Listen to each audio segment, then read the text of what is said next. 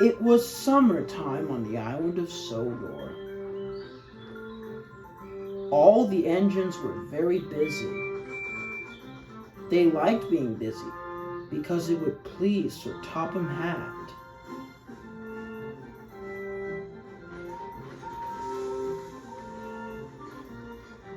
The hot sun made their boilers warm and their fireboxes tingle, but the engines were still determined to be really useful.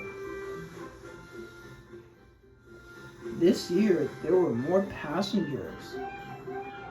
Emily showed them the countryside. Arthur showed them the seaside village. Toby showed them the watermill. And Duck showed them the Little Western. The Little Western was his very own branch line. But this year, there were so many passengers that Sir Topham Hatt needed something that would help deal with the extra summer season. This was when he made a plan. One day, he came to the sheds with an important announcement. "Good morning, engines," he said. "As you all know, the busy summer has kept us all busy with the increasing workload of passengers and freight." The engines groaned in agreement.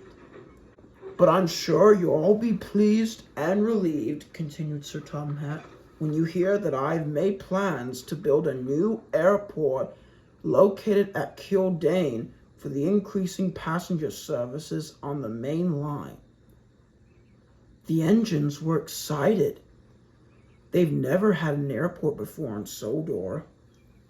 Plus, Percy was very fond of planes, especially when he considered Harold a plane. "That must be exciting," he whispered to Thomas. "I'll get to see as many airplanes as I can." "Huh," sniffed James. "Just the thought of having more planes take our passengers." "Rubbish," snapped Henry. "Sir Topham Hatt would never allow that." "Absolutely not," laughed Sir Topham Hatt. "Now, I want every engine to take part in this job." Soon, Sir Topham Hatt told all the engines, and they were all excited to take place. Even the diesels were excited to take part. James and Henry were assigned to take some supplies to the new building site. They were very excited. "Better hurry, lazy wheels," called Thomas cheekily, "or the job will never get done on time." James wanted to retort, but the hot sun made him forget about it. "Never mind, James," comforted Henry. "Think of all the vacationers coming. And of course all the airplanes that Percy's going on about," chuckled James. "I bet with more visitors," he continued, "they'll want to see my beautiful coat of red paint." Henry rolled his eyes. "We all know your red paint couldn't match the glossening of my green paint." James was about to retort, but all of a sudden, 2 diesels rattled in.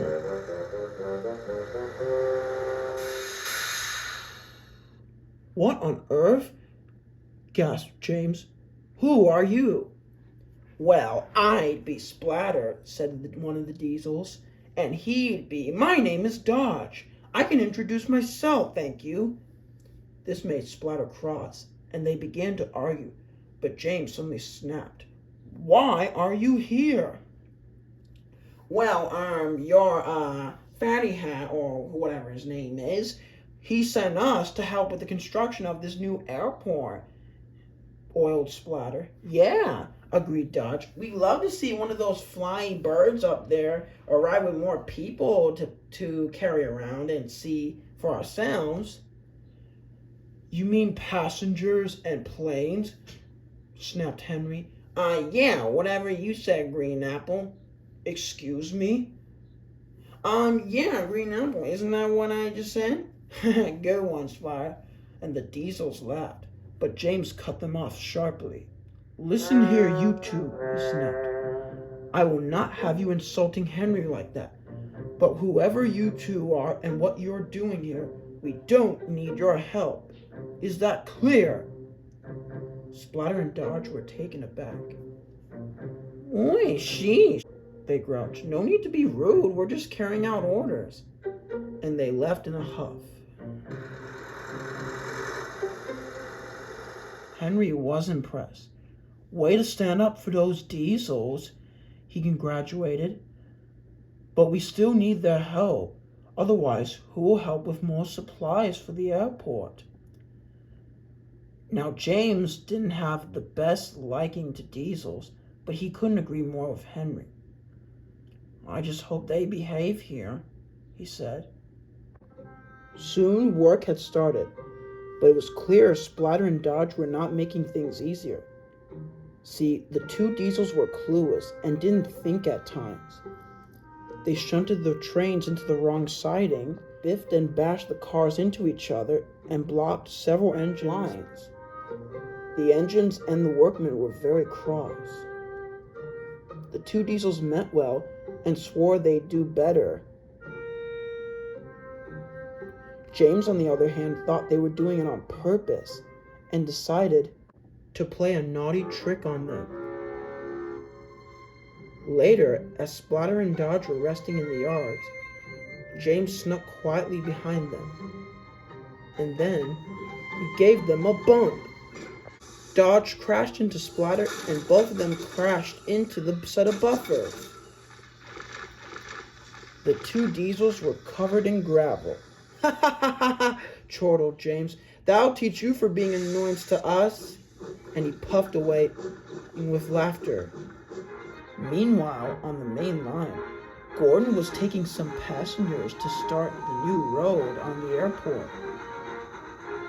He was very excited. Hurry, hurry, hurry, he panted as he puffed into the big station.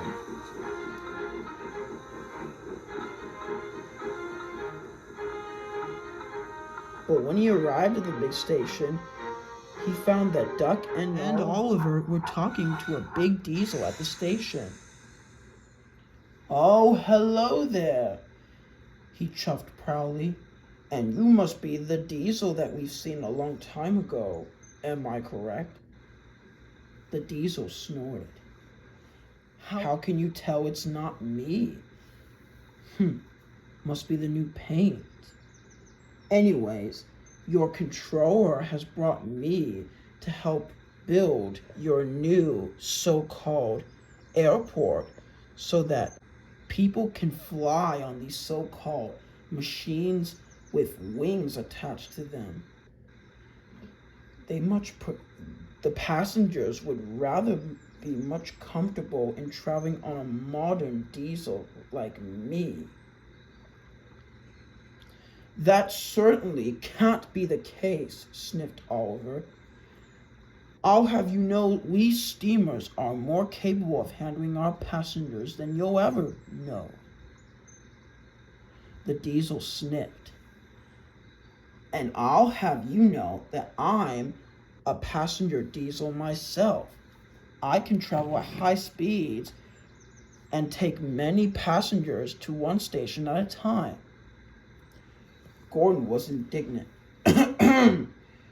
He sniffed. You're forgetting that I'm the very fastest and most important express engine on the whole railway. Duck tried to oblige. Beg pardon, he said, but can't we all agree that we're all important express engines? Unfortunately, he was unvoted, and the engines began arguing like children. That is until they heard complaints from the angry passengers on Gordon's Express. Gordon began frowning like he had never frowned before as he met Edward and Emily at the coaling plant. What's up with you, Gordon? Edward asked kindly. You seem like you're in a foul mood. Isn't he always? Giggled Emily. Edward quickly hushed her, and then he turned to Gordon. "What's up with you?" "It's nothing," Gordon grumbled. "It's nothing but those wretched express diesels. Sir Topham Hatt has the very nerve to send them to our railway. I just don't see the potential in having them replace us, especially after all the hard work we've shown to Sir Topham Hatt. I'm beginning to think he wants those newfangled diesels to replace us in taking part of building the new airport." Edward and Emily were taken aback. Now, Gordon," he soothed. "We all know the trouble we've had with diesels. But don't let your negativity about them get to you or your funnel. Besides, we have many diesels that are on our side. Think of Boko, Daisy, and Mavis." I know, snapped Gordon. "But there are always some diesels who just won't let it go with the hate. Once a bad diesel, always a bad diesel." And he huffed away. Edward looked at Emily worriedly. "I hope his coupling won't be in a twist," he said assuringly. "Hopefully things don't get worse," said Emily in agreement, "but I'm afraid it would get worse."